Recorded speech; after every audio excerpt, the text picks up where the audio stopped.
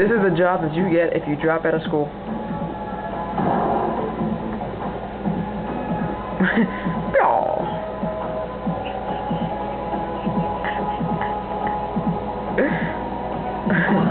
Remember, don't drop out of school.